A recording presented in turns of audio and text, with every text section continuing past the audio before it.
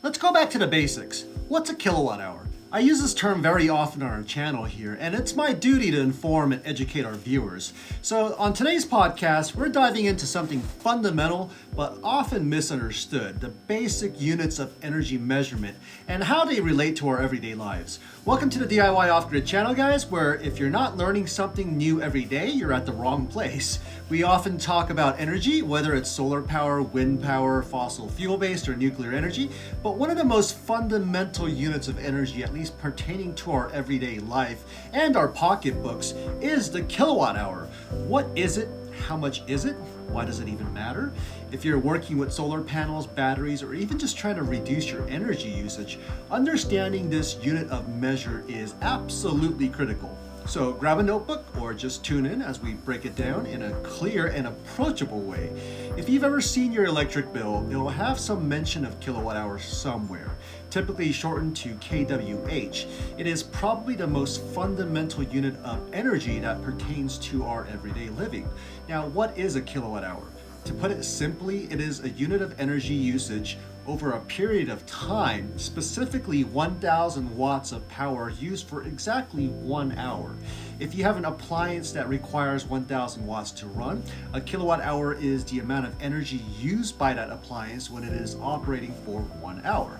If on the other hand, you have, say, a 100-watt incandescent light bulb, it will take 10 hours of operating that light bulb to consume 1 kilowatt hour. To extrapolate further, a 10-watt light bulb, 100 hours of operation, 1 kilowatt hour, or a 10,000 watt heater run for a tenth of an hour, also 1 kilowatt hour. It's a good round number to work with to calculate our energy consumption, and easy to compare no matter where you live, as it's a standard used by essentially every electric utility company out there, even regardless of country. The average American home uses about 900 kilowatt hours of electricity per month, or roughly 30 kilowatt hours per day. At 24 hours a day, that's roughly 1,250 watts of electricity that's being consumed every hour of the day. Of course, our appliances and devices are turning on and off throughout the day, consuming different amounts of electricity. We need to keep that in mind because kilowatt hour has both a dimension of power and a dimension of time. Now, why is that relevant? A typical refrigerator, for example, uses around 400 to 800 watts of electricity when it is actually running with the compressor and the fans on. But despite the fact it's left plugged in 24/7, the compressor shuts off once the refrigerator hits the target temperature, at which point the power consumption drops off drastically to as little as a few watts. Same thing goes for running a TV, for example. A momentarily bright scene on a large 70-inch TV using a backlit LCD display might require over 300 watts of electricity at that moment. But fast forward a few seconds to an all-dark scene, however, the instantaneous power draw on that very same TV can drop to under 50 watts. It is important to understand the difference between instantaneous draw, which can be very momentary, and continuous draw, which, as the term implies, would be continuous. It's critical to take the time frame into consideration because there are loads that can draw immense power in a very short amount of time, such as the startup current for central air conditioning systems, or for example, the moment you floor the gas pedal on an electric car.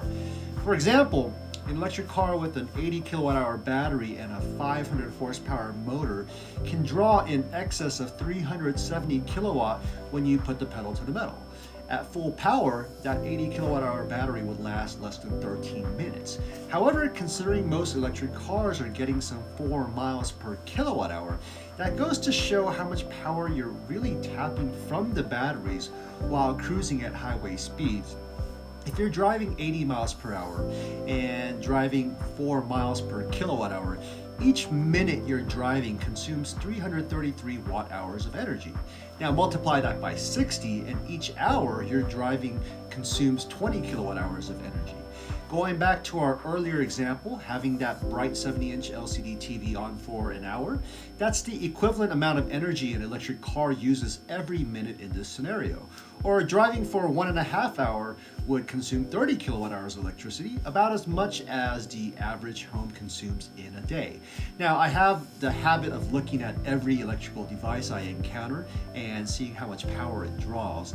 The more you do these calculations, the easier it becomes for you to compare the energy needs to run the various devices. For some additional context on energy consumption, your average cell phone these days have roughly a 15 watt hour battery capacity, and if you're draining the battery down every day, that's how much energy you're using every day. Use it for 1 month, that's around 450 watt hours, or about as much energy as a refrigerator uses while it's running for an hour. Little devices such as, for example, a Wi-Fi router or a clock or a small LED light bulb will use well under 10 watts while they're running. On the opposite end, ovens, stoves, water heaters, dryers that run on electricity, or electric car chargers or electric HVAC systems might use thousands of watts while running, as much as 12,000 watts for a 50 amp L2 charger for an electric car. So there you have it, folks. A kilowatt hour is, in the most basic definition, 1,000 watts of energy being consumed for 1 hour. It is very important to distinguish the momentary and instantaneous draw of a device to the power consumption over time, as that power consumption can vary quite a bit. We'll discuss this in more detail when we go into sizing solar arrays and batteries, because it will have a direct impact on the inverter sizing necessary for your home. And by picking and choosing more energy efficient devices and appliances, you can do more to not only reduce your energy consumption, but also apply less wear and tear on your electronics as well. Just some additional factoids: the average cost per kilowatt hour of electricity for residential customers in the US is right around 17 cents. At the moment, the lowest range is around 12 cents in the states like Utah or Louisiana, to highs around 33 cents in California and Connecticut, to 40 cents in Hawaii. Some additional statistics: the national average was just under 9 cents per kilowatt hour 20 years ago in 2004. In another 20 years, it's expected to hit around 31 cents per kilowatt hour for the national average.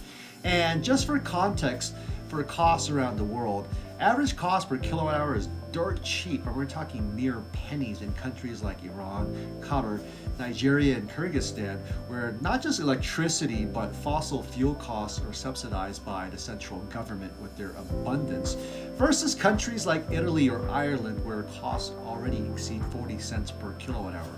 Tomorrow we'll have another one of our foundation series. We're going to look at the BTU, or British Thermal Unit. A bit of an odd unit that is the most common unit of measuring heat in the United States. Units like kilowatt hours might seem ephemeral and really technical at first, but having a solid understanding of these units will allow you to better understand concepts pertaining to energy use and energy consumption in your everyday lives. It'll help provide the context for planning and building a renewable energy system, and help you save money and improve efficiency with your appliances and devices. Thanks for joining me on DIY Off-Grid channel for today, guys. I really hope you learned something new. If you enjoyed today's episode, subscribe and share with your fellow off-grid enthusiasts. Got a topic you'd like us to cover? Reach out to me directly or leave a comment. Until next time, guys, stay green and stay curious.